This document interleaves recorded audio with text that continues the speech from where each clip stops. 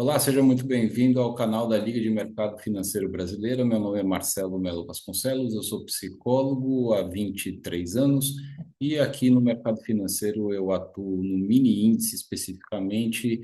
Agora em agosto completam 5 anos. Hoje é dia 30 de julho de 2024 e eu gostaria de falar com você que é iniciante no mercado financeiro sobre a importância de saber contextualizar o mercado financeiro antes de poder olhar para o gráfico.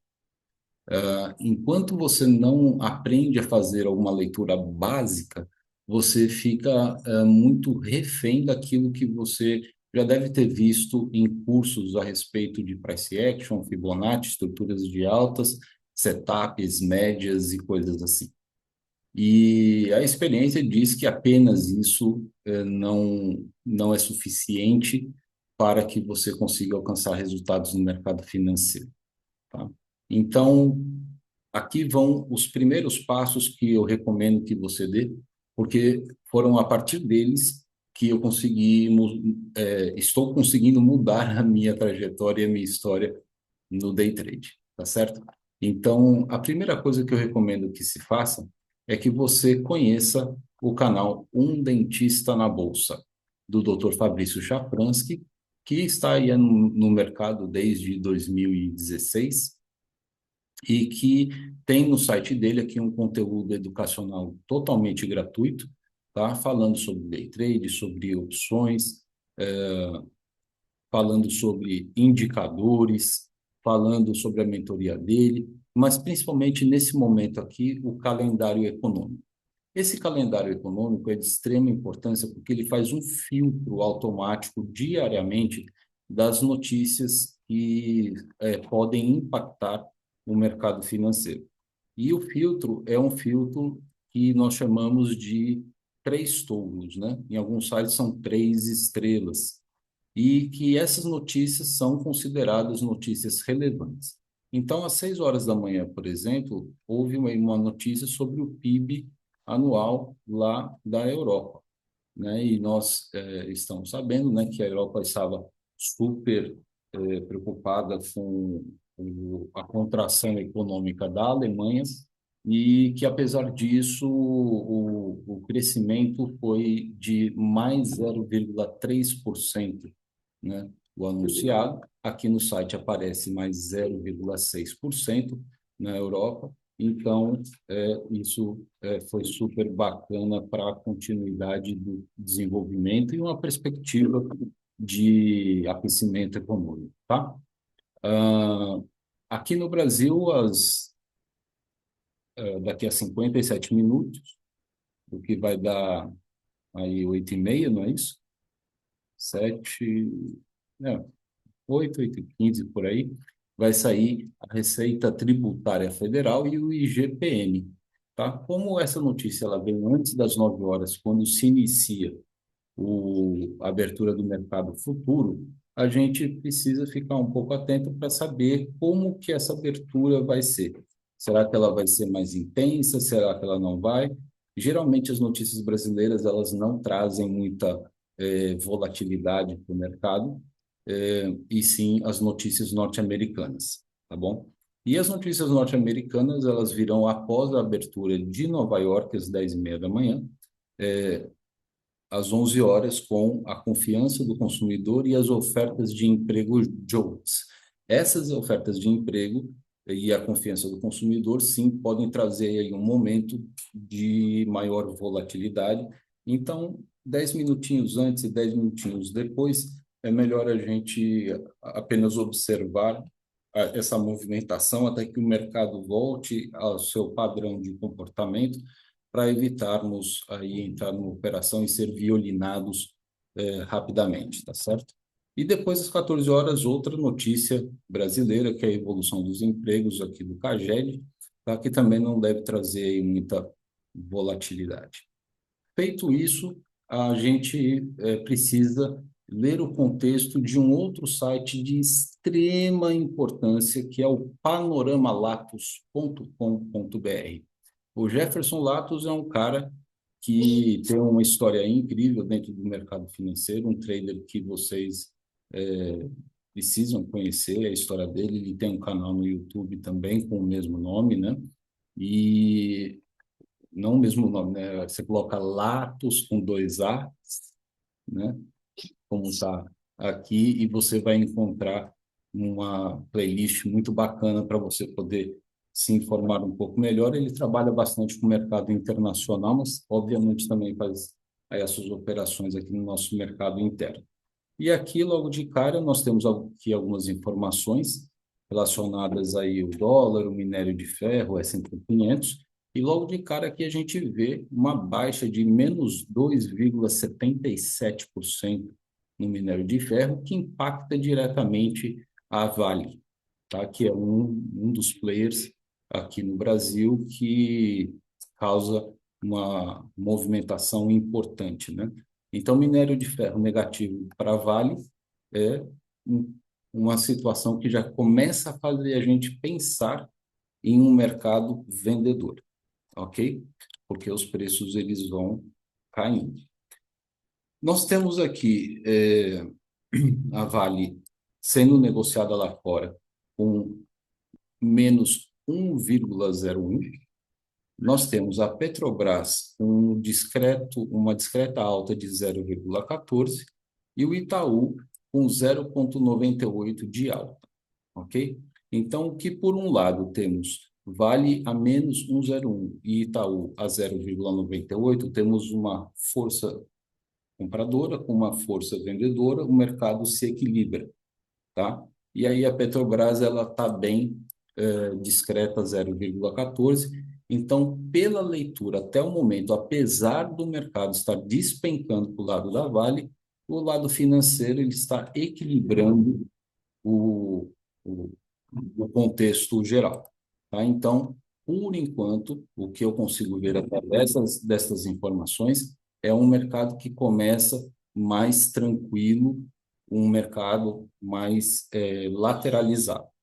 Temos o S&P 500, que são os futuros norte-americanos, a 0,8 de alta, que faz o mercado também está com uma alta discreta, Nasdaq a 0,07 de alta também, e Dow Jones a menos 0,12. Então, eles estão uma força anulando a outra. Lá aqui na Ásia e no Pacífico, nós temos Xangai a menos 0,43 de baixa e Hansen a 1,37% de baixa.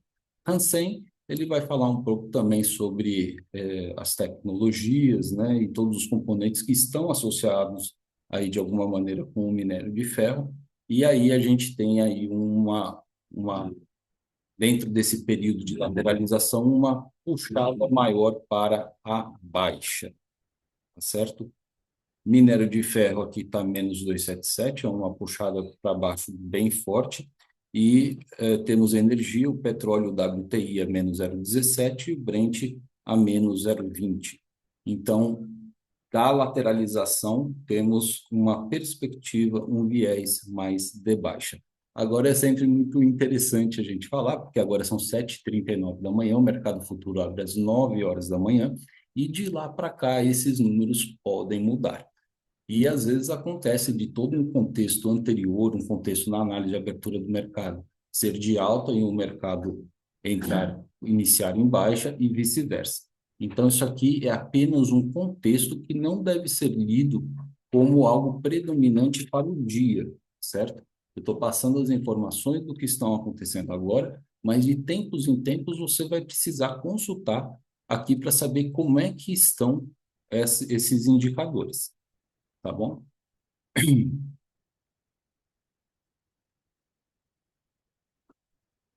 Aqui nós temos o mapa do S&P 500, que está predominantemente em alta, e o Ibovespa predominantemente em baixa. Okay? Os juros futuros são fundamentais para que a gente possa avaliar se o preço vai ter uma probabilidade maior de subir ou de descer. Via de regra é assim, juros altos as pessoas não querem comprar porque está caro, então, obviamente, o mercado ele tende a descer. E o contrário é verdadeiro, juros baratos, juros baixos, o mercado passa interesse em comprar, tá certo?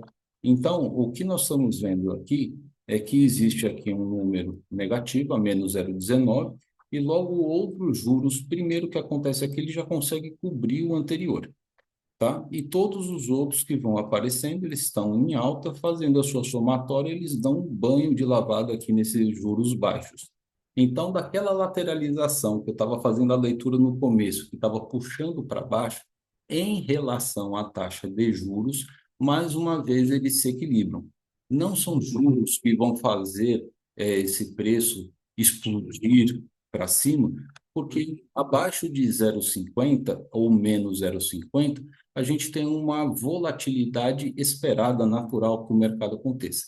Agora, a partir de 0,50, a coisa começa a ficar mais interessante.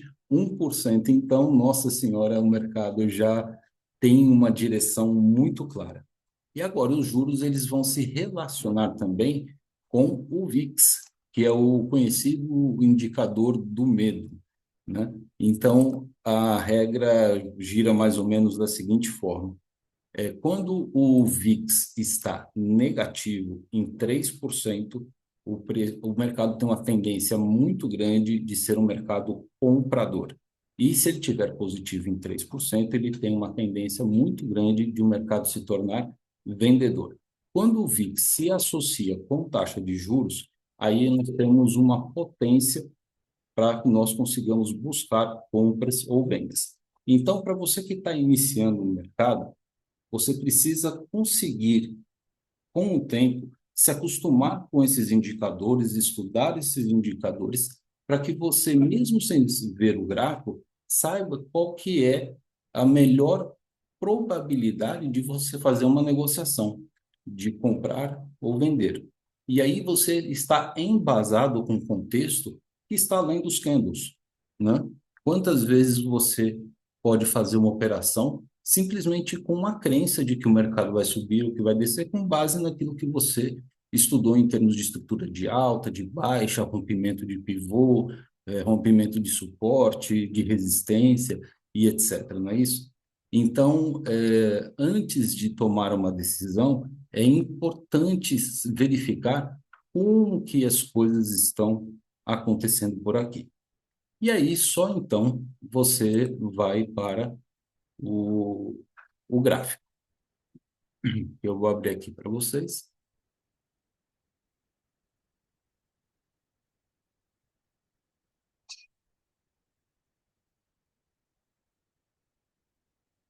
Muito bem.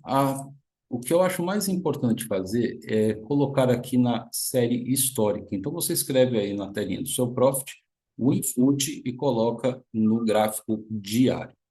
Tá? Deixa eu diminuir ele aqui para vocês poderem compreender aqui um pouco melhor.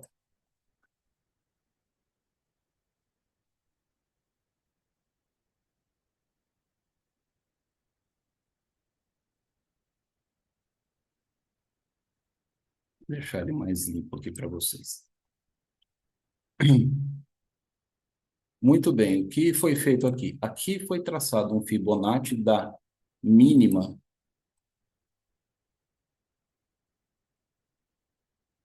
do preço antes do preço atual e da máxima em relação ao preço atual, tá certo? E aí, fazendo esse tracejamento, a gente vem no 61,8%, 50% e 38,2%, que são os clássicos que aparecem aqui do Fibonacci, tá? Mas além desses números, eu acrescento 23,6% e os 76,4%. E essa região dos retângulos azuis são consideradas regiões do filé.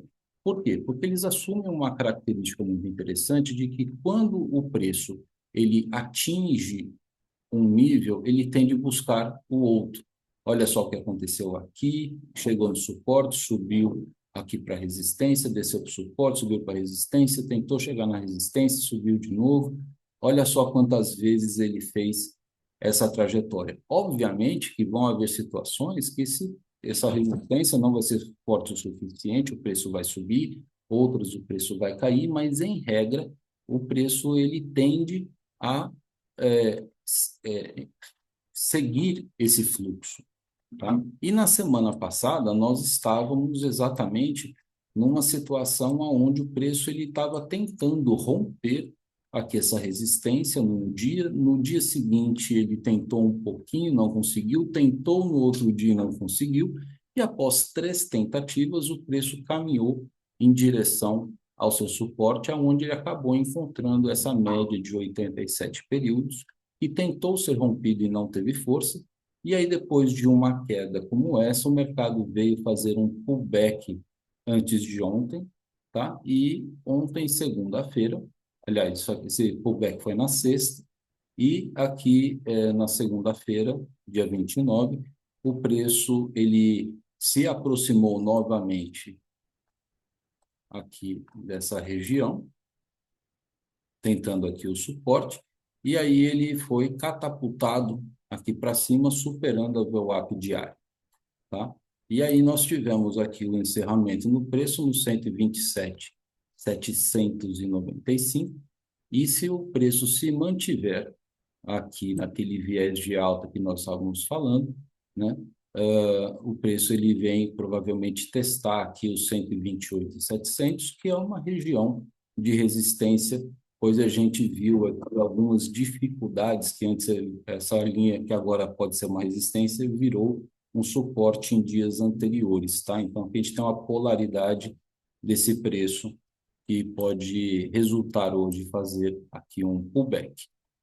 Quando o preço chegar aí, a depender daquele contexto dos indicadores que eu estava falando, o preço ele pode disparar aqui para cima e vir buscar aqui a resistência novamente, tá? Que é uma tendência, uma vez que o comportamento do preço é buscar ao seu oposto, tá? Mas isso só será possível de a gente afirmar se realmente nessa linha amarela que nós vemos aqui, que é a VWAP diária, ela realmente servir como um suporte muito forte e ela for subindo e pressionando o preço aqui para cima. Caso o preço consiga romper aqui a VWAP diária como suporte, então aí ela vem buscar aqui novamente a o 61,8%, que está no 126.840, e testar novamente essa média de 87. Conseguindo fazer esse rompimento dessa média e desse preço, aí ele tende a vir buscar os 50% do Fibonacci aqui embaixo no 123.980, tá bom? Então, tudo isso é uma coisa que a gente vai precisar ir avaliando de acordo com a movimentação do mercado. Seria muito bom se a gente tivesse uma certeza e falasse assim, o preço vai chegar em 128.700, então daqui para frente ele despenca, então eu faria uma entrada vendedora aqui, esperava receber aqui, estava tudo certo. Se fosse fácil assim, estava bom. Às vezes as nossas previsões acontecem, a nossa leitura acontece, às vezes não. E é isso que a gente precisa ir tomando cuidado ao longo do dia, tá bom?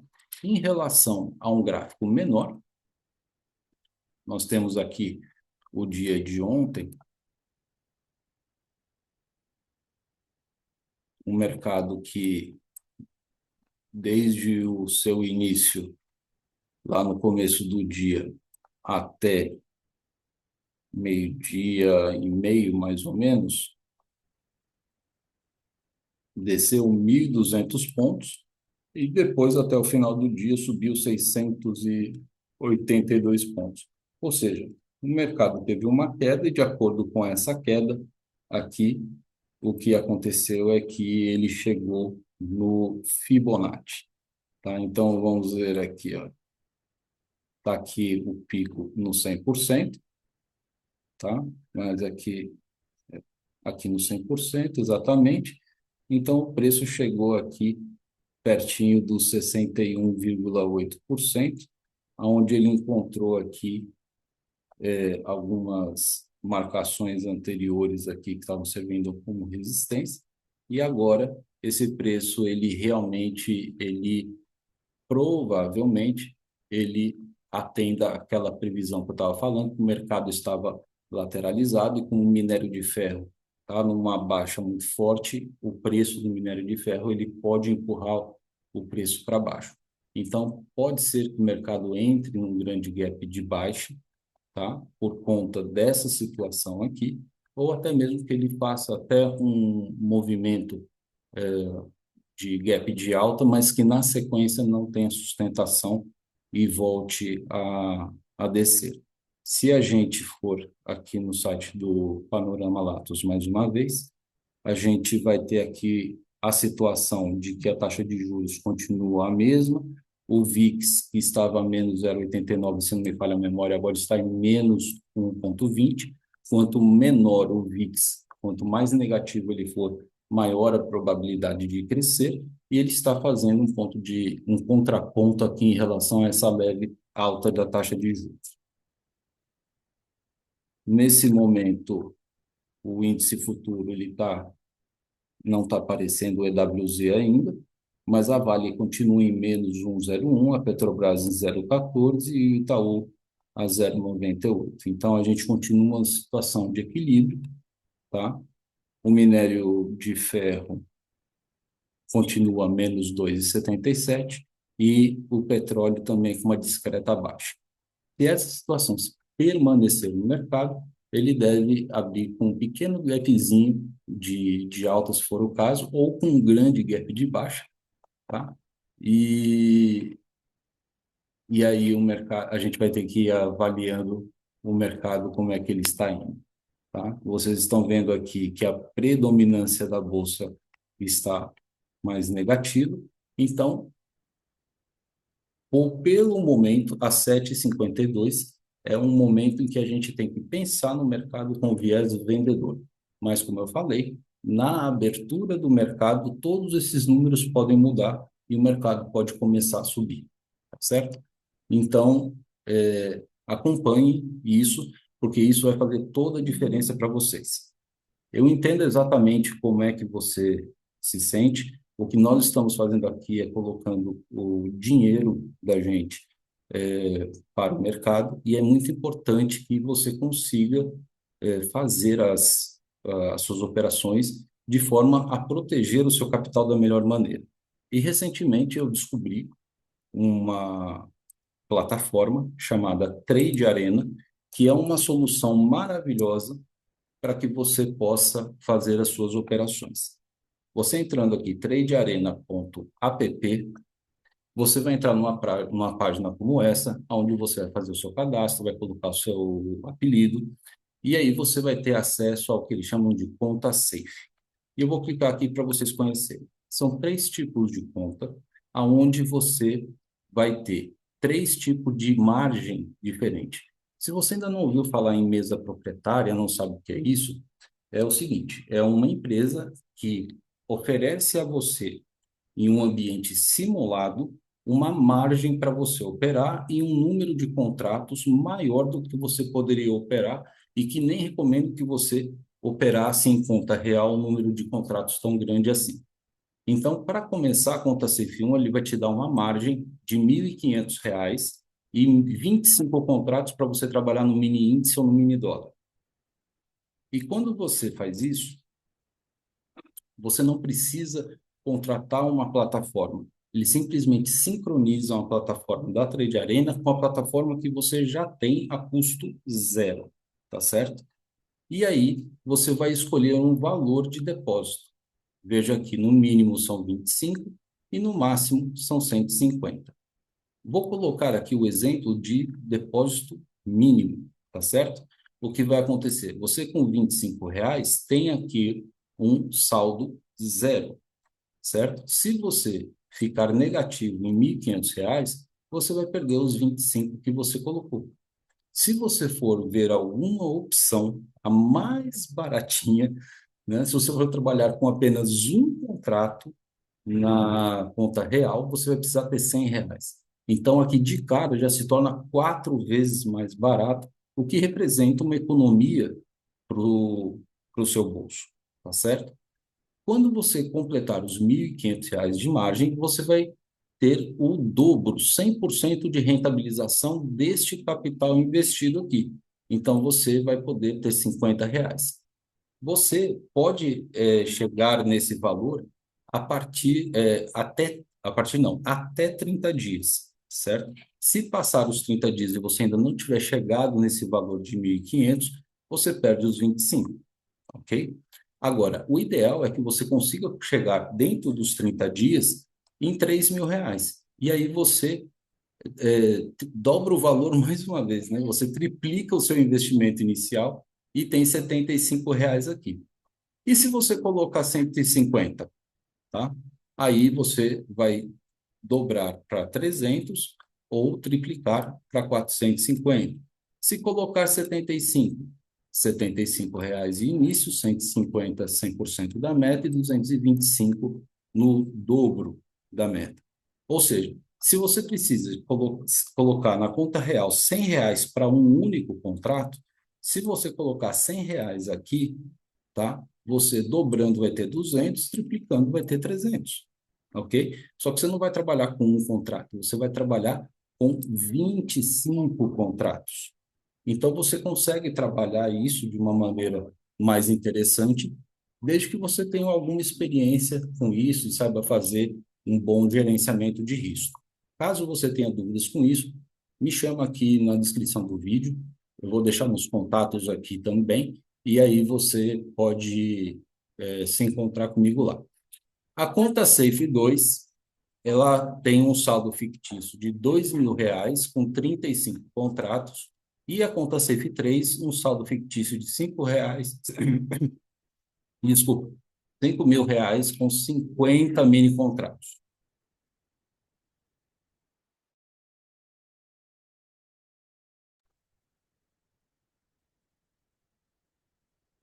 Nós temos aqui torneios, tá? Que é para você treinar, ok? A gente tem torneios gratuitos e também, a partir de segunda-feira, dia 5 de agosto, vão ter torneios pagos, aonde você pode participar e competir, não no mau sentido, né? Mas competir para melhoria da sua performance junto a outros traders, com um custo de apenas R$ 10. Então, se você não quer colocar 25, você pode colocar apenas R$ 10 e aí a gente vai ter uma tabela de premiação de acordo com o número de inscritos, para que os 15% dos melhores traders tenham o rateio do prêmio em dinheiro, tá certo? E aí, se você se posicionar, né, dentro dos 15% melhores, então aí você pode até pegar o resultado desse torneio para abrir uma conta safe. Então, é praticamente possível você conseguir uma conta safe sem ter que colocar dinheiro. Então, a melhor forma de você conseguir operar o seu capital, ganhar experiência, aprender a fazer leitura de contexto, estudar, fazer os testes dos seus operacionais, esse é o melhor ambiente para você conseguir fazer. O dinheiro que você tem, você vai colocando ele aqui dentro de carteira. Para você depositar, é só clicar aqui e seguir um passo a passo. Para resgatar aqui, e eu vou dar um spoiler aqui, que o torneio que vai começar agora no dia 5 de agosto, segunda-feira que vem, os primeiros inscritos ganharão cupons. E aí o cupom ele vai valer um dinheiro que vai poder ser utilizado para você em conta safe, e entre outros produtos e serviços que serão ofertados aí dentro da plataforma, tá bom? O link para cadastro está aqui na descrição do vídeo. Vai lá que você vai gostar bastante. Nós temos aqui a Liga de Mercado Financeiro Brasileiro. Quando você acessar esse link, você vem aqui em seguir e a gente vai identificar você, porque o seu nome vai estar associado com esse logotipo, tá bom? Muito bem. Então, esse foi o contexto aqui do mercado no dia de hoje e nós vamos nos falar muito em breve. Um abraço. Tchau, tchau.